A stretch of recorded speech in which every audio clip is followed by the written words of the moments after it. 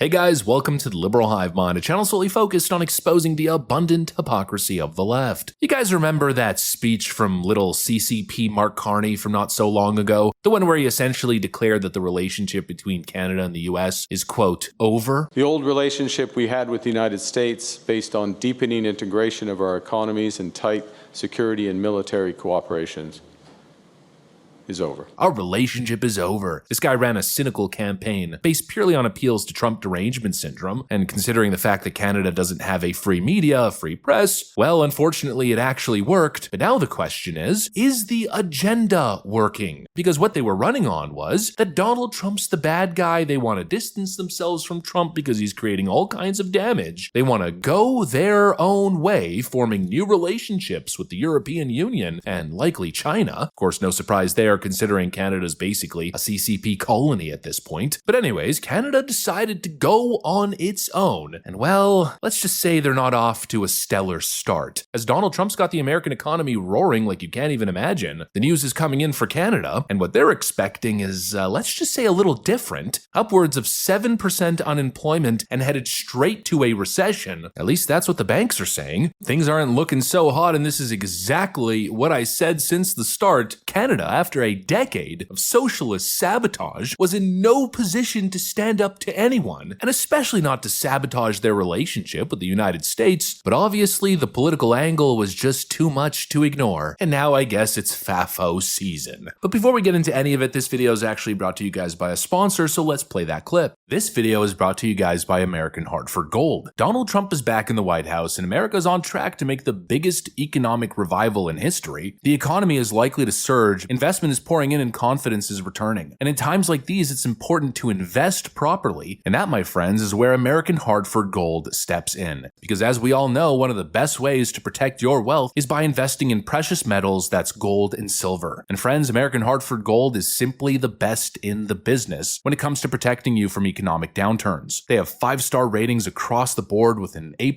rating at the Better Business Bureau. In other words, they're a market leader in the space, helping Americans lock in their financial security by diversifying into real tangible assets. And I know that sounds good, but trust me, it gets even better. All you gotta do is give them a call and they'll send physical gold and silver straight to your doorstep, or they can help you add it to your IRA or 401k. Zero hassle, just smart investing. Actually, it gets even better because American Hartford Gold is currently running a special right now where you could get up to $15,000 in free silver on qualifying purchases. So what are you guys waiting for? Sure, things look like they're on the up and up right now, but history tells you it doesn't last forever. The incompetent buffoons will at some point bring on hard times, and you gotta protect yourself. And so to get that process started, all you gotta do is call 844-440-1005. That's 844-440-1005, or text Hivemind, that's Hivemind one word, to 65532. Again, text Hivemind to 65532, and they'll get you guys set on the right track. A huge thank you to American Hartford Gold. Now back to the video. All right, folks, so I got a couple headlines to show you. Take a look at this. Canada's unemployment will go past 7% this year, but no recession, according to the OECD. We've also got this headline from last week. Canada is entering a recession and will soon bleed another 100,000 jobs, according to TD chief economist. And so the question on my mind is, was it frickin' worth it? And the funniest part is that this Mark Carney clown is supposedly a genius economist, but he couldn't see the writing on the wall that you can't exactly replace the United States, as if Brussels would be your lifeline to prosperity? Absolutely idiotic. I mean, this guy thought that he could run such a cynical campaign and then walk into the White House on day one as Prime Minister of Canada and pretend as if all the toxic vitriol that he spewed throughout the election didn't really matter. As if Trump would just forget all the grandstanding and all the slanderous attacks and welcome Canada back with open arms. I told you guys, there's no frickin' way. We've seen very little advancements in terms of trade negotiations between Canada and the United States, and it's not surprising why. Donald Trump obviously didn't forget. Tariffing Canada, is there anything he could say to you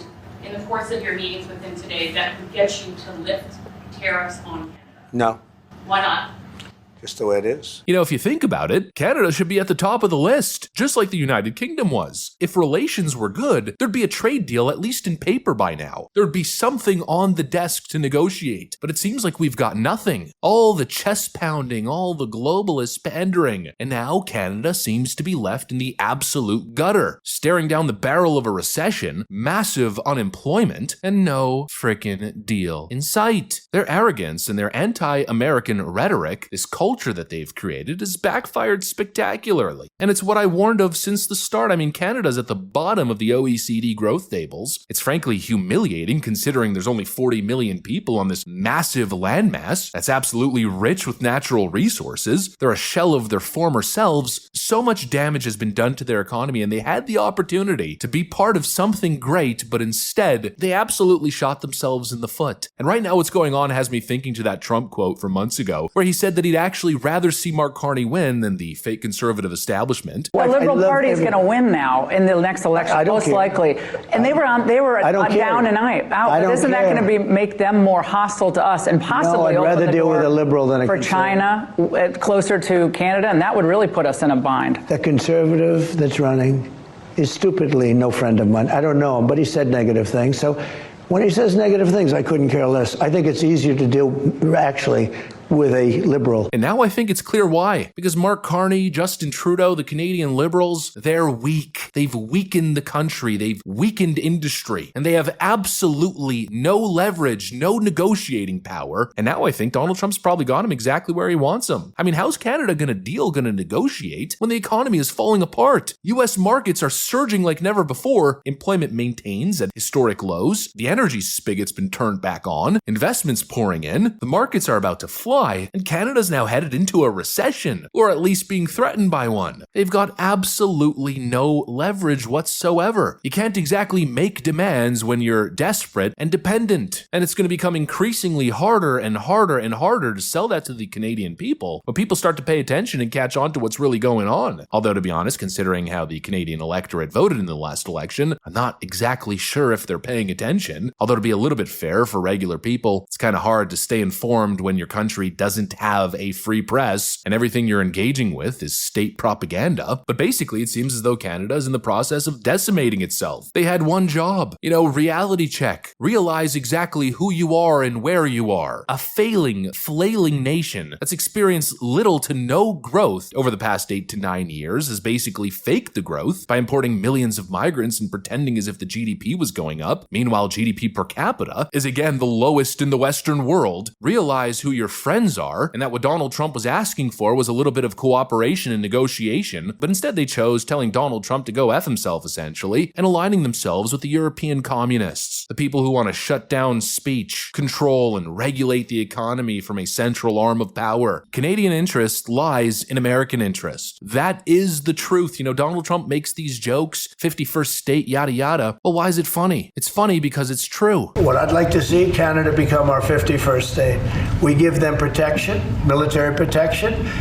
We don't need them to build our cars. I'd rather see Detroit or South Carolina, Tennessee, any one of our states build the cars. They could do it very easily. We don't need them for the cars. We don't need them for lumber. We don't need them for anything. We don't need them for energy. We have more energy than they do. We don't need them for energy. Why are we willing to lose between $100 billion and $200 billion a year? We don't need them.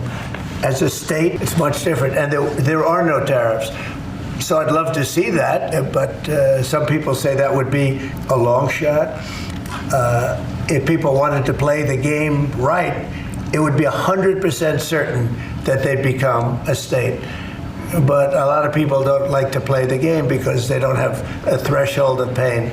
And there would be some pain, but not a lot. The pain would be really theirs. They're utterly dependent on American markets. And all they had to do was acknowledge that, take a piece of humble pie, but instead they chose this. Playing tough guy, a real paper tiger situation. And now they've got themselves in the worst position yet. Economic collapse and a sabotaged relationship with their closest economic partner. A year back, it seemed like the country was done with Justin Trudeau. They were done with the left-wing experiment. But in the end, we see a double down. And now Canada's arguably in a much, much worse position. Anyways, that's pretty much what I got for you guys on this one. Hopefully you enjoyed the video. If you did, make sure to leave a like and possibly subscribe. Thanks for watching, and I'll see you on the next one.